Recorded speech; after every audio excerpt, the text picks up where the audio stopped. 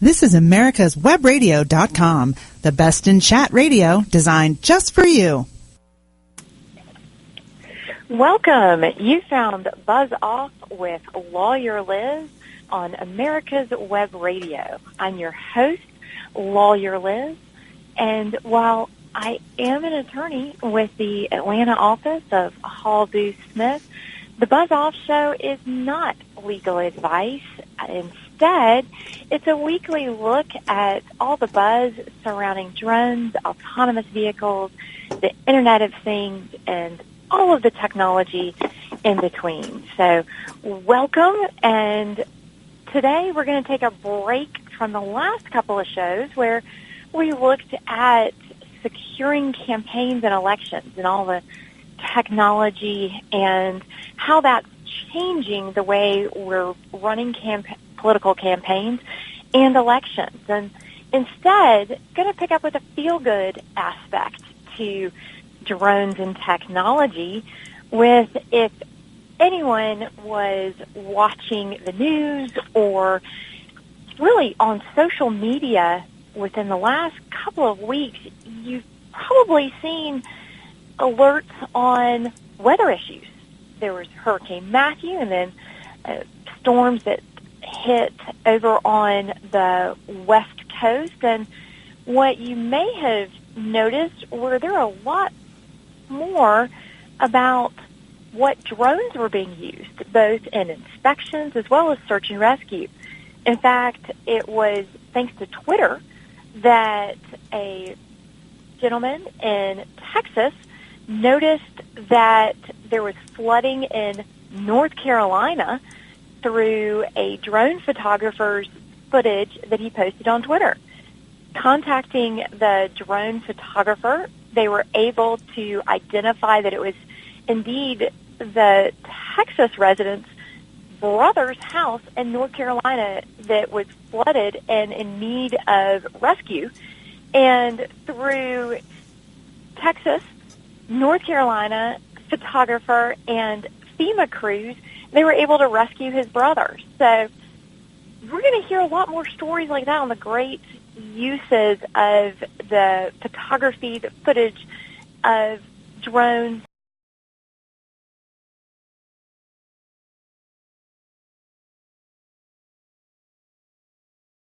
And welcome back. You're listening to Buzz Off with Lawyer Liz on America's Web Radio, coming to you live each Wednesday from 2 to 3 Eastern. Find us on Twitter and iTunes, Lawyer Liz Podcast. And we were just speaking with the masterminds behind Valera Media, who are partnering up and providing some of the services and training for drones in search and rescue operations on the West Coast and quite frankly all over the country. But while they're providing these services, there's a lot of logistics and policy and coordination issues that go into really incorporating all of these programs and services on a grander scale. So, you know, I can acknowledge when I need experts beyond my limited expertise. And so our next guest has the background that covers all of it, from a former EMS, EMT provider in New Jersey to serving on policy and drone unmanned system commissions across, at least you've got several different states, if I recall correctly, but you have been knee-deep in this issue for several years. So welcome to the Buzz Off Show. Thanks for having me on, Miss Wharton. Well, you know, it is a shame. I was very much engaged with what Valera Media was speaking about, and I'm so happy to hear other organizations. It's a huge drone culture. You know, in terms of emergencies and disasters, for me, the way they're handled, it's a personal interest of mine, well, since elementary school. So obviously, I'm excited to have this chat with you about my passion. And we're about to see this next generation of first response evolve before our very eyes. So I co-founded a company called Airless. It's a Delaware LLC, which I'm very proud of. And while I was carving out my special topical area for my master's, that master's was in emergency management and business continuity, it was on emerging policy issues and legislation of disruptive technologies, obviously focused on drones. And that was founded with two other members of New Jersey Institute of Technology's UAS working group. That's how I became involved with the NTIA-led effort, responding to the NPRM when that came out. Which I was going to say, that's a lot of listening loved. That's a lot of acronyms to say that y'all have been the ones writing the rules and providing the guidance. I like it. Necessarily, we get into them. Well, you can tell if it's government or military if it becomes alphabet soup. Everyone loves their fun acronyms. And so how has it been from your vantage point? I mean, this is an issue you've been working on, and specifically the integration of the new technologies into these emergency response scenarios, to where within the last month, it, pardon the pun, has taken off. I mean, you're getting the opportunity to watch years of work unfold in real time. And to be candid, I am absolutely pleased that the public gets to see all the positive societal benefits that drones can bring stateside to us, instead of thinking about it in the context that most people thought about just a mere couple of years ago. When it comes to emergency services, now, my partners, we have about 60 combined years of providing emergency services. So you'd probably agree that members of service, police, fire, EMS, emergency managers, it's a brotherhood, a sisterhood, and a lifestyle of sorts, right?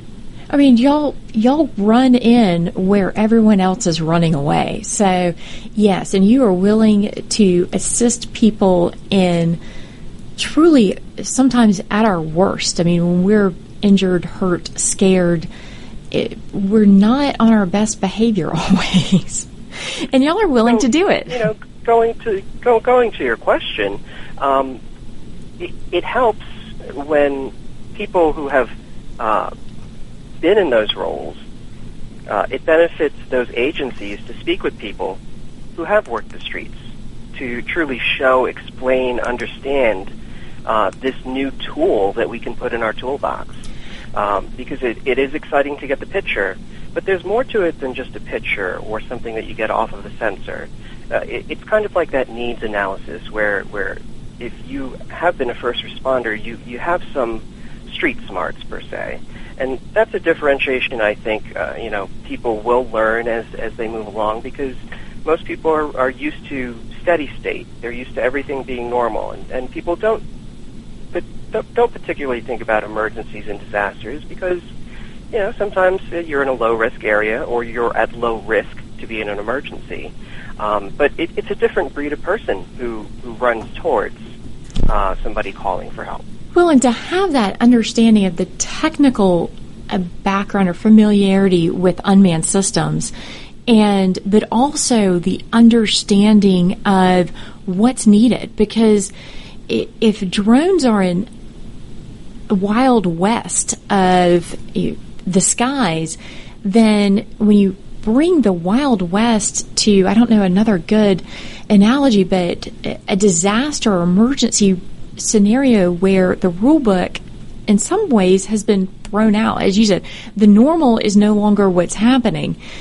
And being able to bridge those two worlds, and we've heard bad stories about how everything clashes with the wildfires last year, but it seemed with Hurricane Matthew and some of the other flooding and similar emergency situations, drones got it right this go round.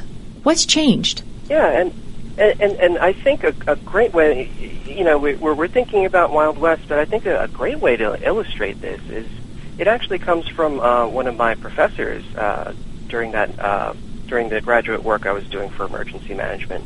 So let's think about emergency management as a degree and an MBA as a degree. MBA, you deal with a traditional, hierarchical, structured organization. What draws me to emergency management is the fact that it's a flat, networked organization. And like I said, it takes a certain type of person who can handle that sort of stress. It's highly complicated, unpredictable, and uncontrollable. And the benefit that I had was one of the first textbooks that we were given is we actually had to study off of the Marine Corps' manual on command and control. Because when you look at a disaster, whether it be natural or man-made, we're really thinking about the incident commander being the war fighter. So it's not just the human opponent. You have a more volatile Mother Nature to deal with. And so quickly, there were two concepts that I learned was, and most people have probably heard of this when you come to business courses, the Observe, Orient, Decide, Act, the OODA loop that was developed by Colonel Boyd in the Air Force, and it's a concept in many disciplines. And what it is it favors raw power in dealing with opponents in any endeavor by observing. So this is what the drone is doing. It's observing. It's orienting itself to the situation. The person who's receiving the information is making a decision, so that they're deciding, and then they're giving an order to act. And it goes to what people know as the information hierarchy. We move from raw data to processed data, and then it leads into knowledge and understanding. And what had happened was 25 years after that, there's a new model that OODA was more putting process to paper. There's now something called Sense, Interpret, Decide, Act, and that's where we are now. That was developed by Stephen Haeckel, and it takes on intense turbulence that's experienced inside the information age. So in the OODA loops, so all these loops are running independently. There's a flooded street here, there's a flooded street here, there's a fire here. Those are cycling as quickly as possible. So the subordinates on scene don't really know what the mindset of the commander or his intent is, but Sense, Interpret, Decide, Act is more a matter of knowing and thinking about the effectiveness, how they can adapt to making decisions in the field on their own. And it kind of makes sense when we look at when the NPRM first came out, we saw this see and avoid versus hear and avoid or sense and avoid. Well, and we'll have to, we'll have to delve into the sense and avoid right after this commercial break. But you're listening to Buzz Off with Lawyer Liz on America's Web Radio. Welcome back to Buzz Off with Lawyer Liz on America's Web Radio. And today we're taking a break from the last 3 weeks of political technology to talk emergency technology and looking at all the uses we've seen in the last few months on drones for good. And our guest is one of the co-founders of Airless, and really, Luis, you've been the guru, and you were explaining to us a little bit before the break about the theories behind the communication systems, and it sounds like drones are enabling us to play simultaneous chess games of emergencies from street A, the next street over, and really game theory, be able to analyze that data and integrate it into the other data we're receiving and advance our command and control and ability to respond. I mean, it's a game changer, right? Yeah, it is. And what I was illustrating before the break was trying to get the audience into the mindset of an emergency manager, of a first responder, and going to that sense interpret, decide, act loop. So you go from one to the other. We think about people, there are some people who are visual learners, for example. Myself included, so yes, continue. Or if you are a responsible firearms owner and you're into personal defense, you know about the notion of situational awareness. So if I can just go in the direction of a recent disaster, the Hoboken train crash in New Jersey, I'm kind of one of those emergency scanner buffs. So if you go back to the audio and you listen to it, about 9 minutes into the incident, we still don't have a decision maker on the scene who has eyes on the scene. It actually takes 11 and a half minutes, and this is no disrespect to the service that anyone provided that day. They did a great job, but this is just an illustration of what a drone can bring to the equation. At 11 minutes and a half into the incident, finally a deputy gets photos, perhaps through his cell phone that somebody snapped, and was able to convey that there are now potentially 100 victims. And it takes another minute for that to be processed by the decision maker he was speaking with to now give the order to dispatch a certain number of units.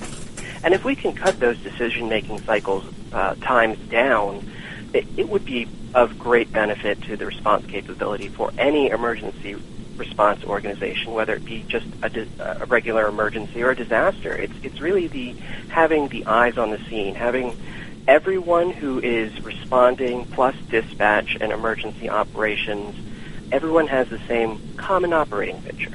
Well, and with the first-person view, the FPV micro quad drones, and we've spoken about these before on the show with Todd Wall from the Drone Racing Club, but using your example of the train station emergency, you have unfortunately twisted metal debris that has fallen onto the train. Cars have crushed up onto each other, and it would seem this is a perfect opportunity to really utilize these micro quads, because they could get and navigate. I mean, part of FPV drone racing is flying a small aircraft in tight spaces and not hitting things.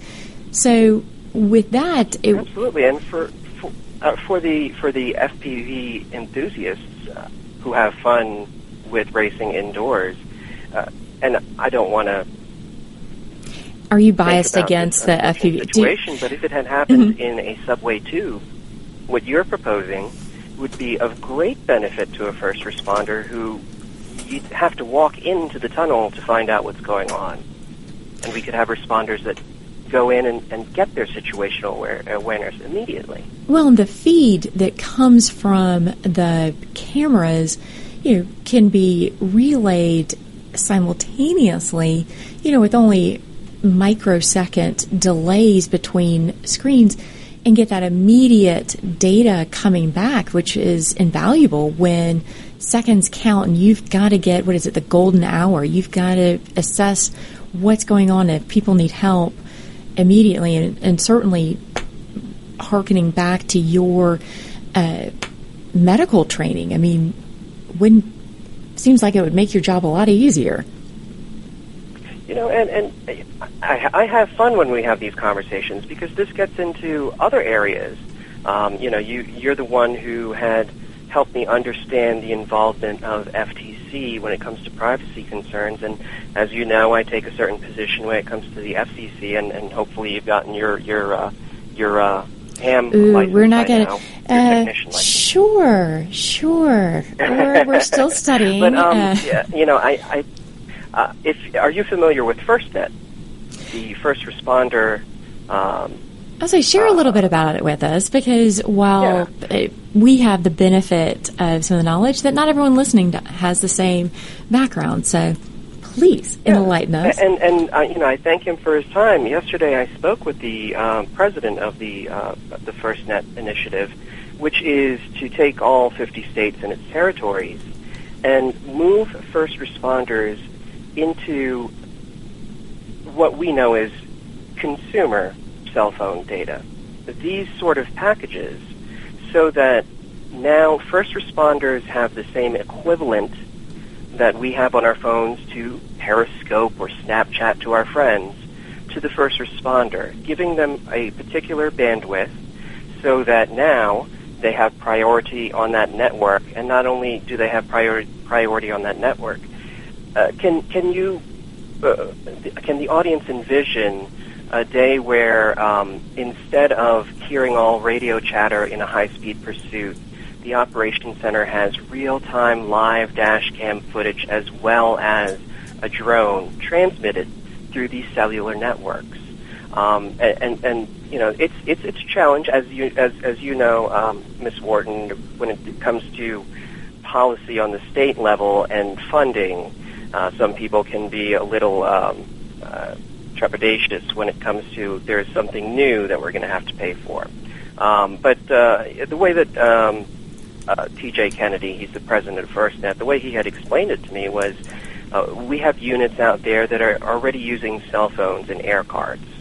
This is not something that the state would pay for. It's already built into their budget. What happens is, instead of using that air card in the vehicle or that cell phone through a commercial wireless provider, you use the government air card or cellular phone that gives priority on the network, and it's paid by that agency, so it's already in the budget. And so I think there's difficulty in conveying that to people who are forming budgets for agencies, because I think there's a fear of having to pay for something new. But just giving a little insight into how drones can move off of 2.4 and 5.8 gigahertz and come more into a wider, more available bandwidth for operations to allow beyond line of sight. And that I was going to say that highlights some of the issues that the gentleman from Volair Media were talking about, is when the communications networks go down or are interrupted or have interference during emergency situations, being able to understand where and set up your communications networks to minimize the interference, or so that to ensure that the drones are operating safely. I mean, you don't want to build on to an existing disaster with a drone crashing down and causing additional damage. I mean, that's how have those conversations gone? Because the FCC hasn't opened up more of their spectrum, even though they're talking about it. Is that dedicated network or those dedicated channels playing into your discussions? I mean, how are those conversations going? So if I recall, I don't have it in front of me, but I think it was either January or February, the FCC stood up another working group. But the main thing that I noticed in this press release was the co-chairs are the FCC and the FAA to deal with aircraft communication security issues, which I believe is something that you've raised before, the security of data and security protocols that go across those channels. Mm-hmm. And to my understanding, I have not seen anything since, but while it specifies aircraft communication security, it doesn't necessarily specify unmanned aircraft. But naturally, I think that's where it would go. It would go in that direction. But we are now in October, and I have not seen anything recent since then. Well, and it's part of the budget battles, kind of getting back to what you were noting, is getting on people's radar so that they have the funds to incorporate these policies. The government budgets don't always work on, I mean, they have different schedules, be it a July 1st to June 30th calendar year. I always call it that everybody wants to be a baller. And when it comes to the federal agencies, I love that. They do. I They love when want you say that. yeah, it's the Beltway ballers. Everybody, and it's judged or based on how much money you have in your budget, and of course, any excuse to we've got to protect privacy. It's for the privacy. It's for children. It's for this. So therefore, give us more money. But it's a harder argument. I mean, with the FCC, they've had a lot going on that are pulling from, be it the set top or the set TV set top boxes with the cable. It's unfortunate we're at this interesting juncture, because when the NPRM came out, they drew a line that was not there before. There was a hobbyist and there was a commercial operation. And I note this in the NPRM, that the NPRM arguably wipes clean the notions of civic duty and community service. What our parents and our grandparents knew was they knew civil defense, about 10 million volunteers that helped their communities instead of focusing on a budget. Well, and when the government became involved, like FEMA, then we have these budget battles that you mentioned. Well, and that's going to bring up a point that let's stick a pin in until after the commercial break. But do we need almost a branch of the Civil Air Patrol with Civil Drone Patrol? But you're listening to Buzz Off with Lawyer Liz on America's Web Radio. Did you miss a show that you really wanted to hear? All of our programs are available for download on americaswebradio.com and on iTunes. You can listen to your favorite programs on americaswebradio.com anytime you like. And welcome back. You're listening to Buzz Off with Lawyer Liz. I'm your host, Lawyer Liz. Find us each Wednesday on America's Web Radio, and podcasts available online on iTunes, Google Play, Stitcher. And today we're talking about drones for good. And Lucas is sharing us some insights as an emergency first responder, but also a technology and policy expert. And we were discussing some of the budget battles and those impacts, but we saw for the first time, kind of circling back to Volair Media's work in the first part of the show, Hurricane Matthew, the budgets weren't there because, of course, nobody anticipates when stuff is going to happen. But at the same time, you saw drones for good, be it volunteers or in the case of the gentleman out in Texas and then his brother with the flooding in North Carolina. And as everyone ran the stories, those links brought it all full circle. But that video was from just a hobbyist out playing around. What do you do when you have companies like Volair Media who are ready, willing, and able to jump in? Do we have a civil drone patrol? And what I'm seeing is we have spotty legislation from state to state, both at the county, local level, state level, and federal. I'm so happy that Craig Williams was able to help his brother, which brings into another aspect of social media. But one of the things, and I thank the public information officer I spoke with at North Carolina Emergency Management about this. Because North Carolina is a special state, isn't it, with its, I'd say, overbearing, but its restrictions. I mean, it's one of the states that has taken proactive steps ahead of the FAA, creating its own framework, rightly or wrongly. How did they handle this? And it's interesting because we think about if this started back in the 2013-2014 legislative session. They stood up a legislative research commission. It's a committee on UAS, and they were charged on October 19th, 2013. And if everyone can think back to Christmas time, the FAA did not issue that fact sheet from the Office of the Chief Counsel until December of 2015. So this study committee held 4 hearings over the course of 2014, asking the participants questions on how should we legislate. And we think back a couple of years ago to what the tone was when you heard the word drone. It was military. It was the dark looming. It wasn't the quads and other small aircraft we see today. I mean, you're absolutely right. Mm-hmm. And let's just say that they added a lot of text to the general statutes. But one of the things that they do is they differentiate jurisdiction. So they do specifically cite regulation of launch and recovery. So they are involved in anything that touches the ground.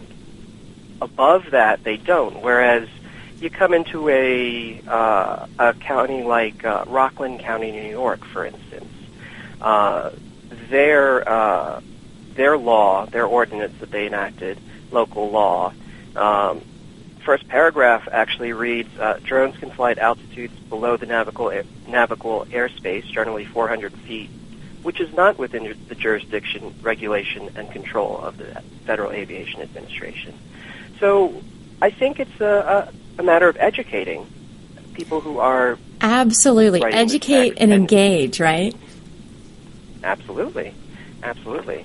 But for the emergency, thinking in terms of emergency managers, if you flip to some proposals that they had in New Jersey, they actually had proposals on the books for law enforcement, emergency management, and fire departments, including little caveats on data retention and times to destroy those records, as well as an annual report that they would have to issue of maintenance records, fuel purchases, and any other pertinent documents. So there's a wide spectrum that's going on here, and it's we're talking federal, state, local, tribal, territorial. Well, and with North Carolina, and especially as you pointed out, I mean, all of these regulations came into play before, the August 29th Part 107, which was the FAA's, okay, here's some rules of the road or rules of the sky. Now that you have that, how do, from an emergency responder perspective, how do you incorporate all this technology when you don't even know from county to county where the impacted areas are going to be?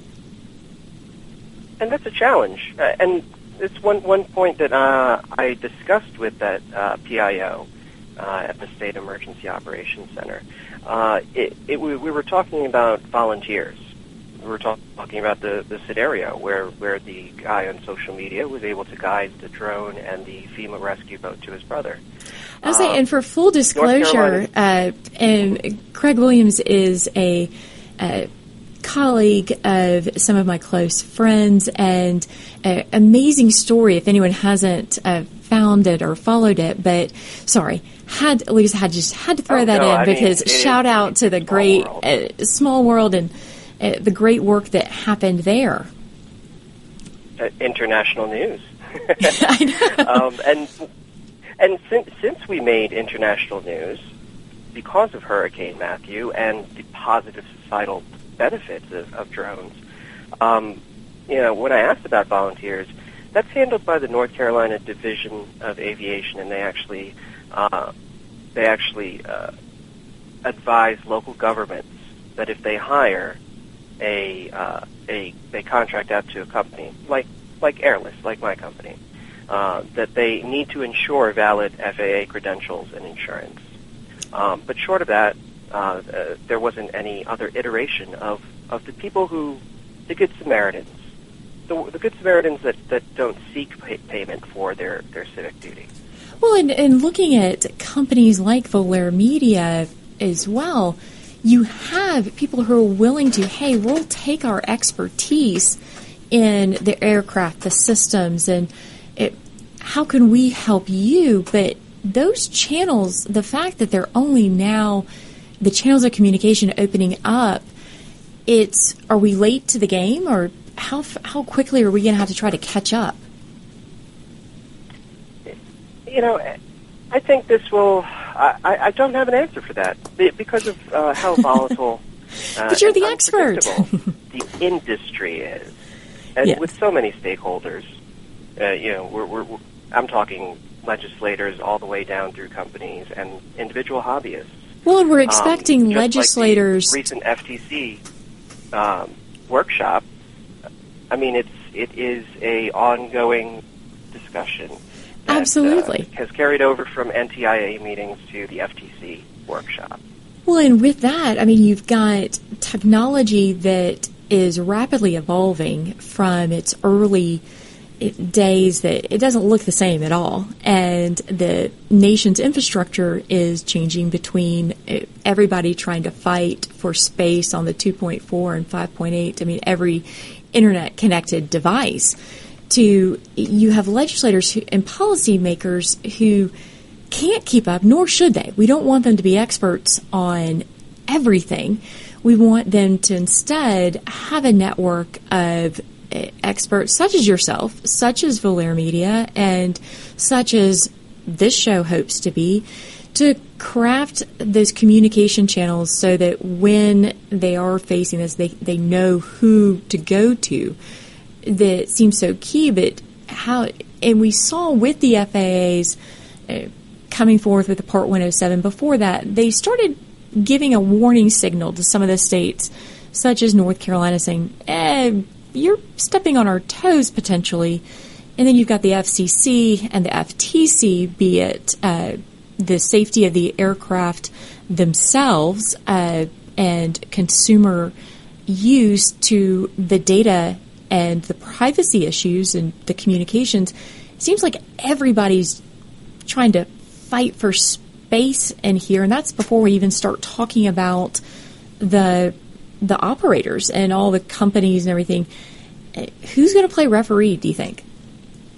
And in some ways to kind of close our loop here, I think as we watch this whole thicket of alphabet agencies and governing bodies have debates over proposals, I think the community of unmanned aircraft system operators and hobbyists need to continue our positive uses.